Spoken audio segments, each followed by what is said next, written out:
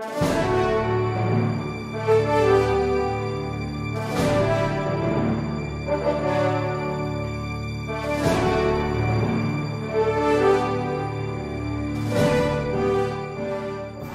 you, Your Honor, for the lecture. I'm not prepared to answer the question about the motion for reconsideration of counsel, because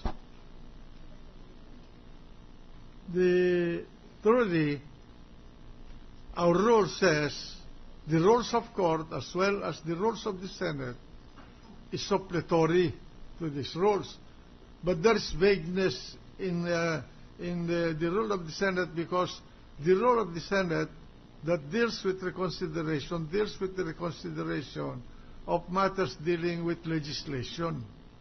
Now, whether that rule is applicable to an impeachment case like what we are doing, which has a quasi-judicial character in nature, is something that we have not encountered, experienced, or dealt with. And so that is why I would like to hear a thorough discussion on these issues in a caucus tomorrow, so that we can arrive at a wise and carefully considered decision,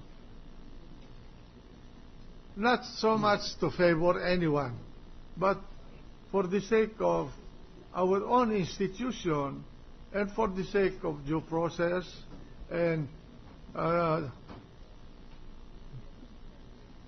the normal principle of human justice. Okay, we accept you. The defense.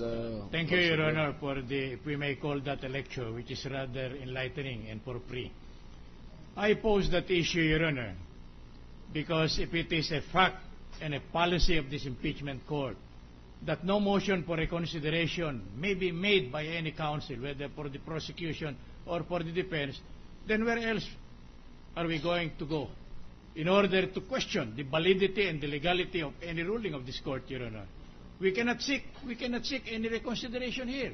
So left with no alternative, the only remedy probably will be a petition for review on certiorari, which requires the filing of a motion for reconsideration. But if it is definitely the rule of this body, Your Honor, that no motion for reconsideration may be entertained, then we feel that we are free to proceed with the petition, Your Honor, without resorting to a formal motion for reconsideration. Secondly, Your Honor, the fact that this had been laid down as a rule does not prohibit any lawyer or any litigant from questioning the validity of this ruling, of this article, Your Honor, because even before the Supreme Court or any judicial body, a motion for reconsideration had always been available, Your Honor. The Supreme Court cannot say no motion for reconsideration will be entertained, Your Honor. That is true if there were several motions already. But the first motion for reconsideration, Your Honor, is decidedly and cannot be precluded by any judiciary branch of the government, whether it's the Court of Appeals or the Supreme Court. That is our point, Your Honor. If it is clear that we cannot raise the legality of this ruling before this court, then we'll have no other alternative but to seek another venue, Your Honor. Anyway, I would like to appeal to the members of the impeachment court, since there are none of those covered by the subpoena duces tecum arising from the ruling of the court yesterday, to be here this afternoon to testify that we should have a discussion on this in caucus, so that we can dispose of this one way or the other. As far as the right of the counsel for the defense as well as the prosecution panel to take all legal remedies, that is the right. That's their privilege. After all, the institutions of government do not stop performing their duties and exercising their assigned powers under the Constitution simply because there is an impeachment case pending. Government does not stop with the filing with the Senate of an impeachment case. In a proper case, it's up to the institutions of government to perform their jobs. The President, if he is impeached under impeachment, does not mean that the President has to stop faithfully executing the laws of the land or administering the entire bureaucracy. In the same manner, that should there be any problem with respect to the leadership of the Senate, that does not mean that the Senate will stop performing its function to legislate.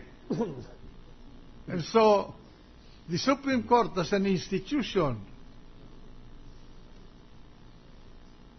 distinguishing it from the members of the individual members of the court, will not stop its function as a court of law, as a final arbiter of national issues coming within its competence and jurisdiction, simply because an impeachment case is filed against the head of that branch of the government before the Senate. And so anyone can take whatever legal remedies they want to take in a proper case.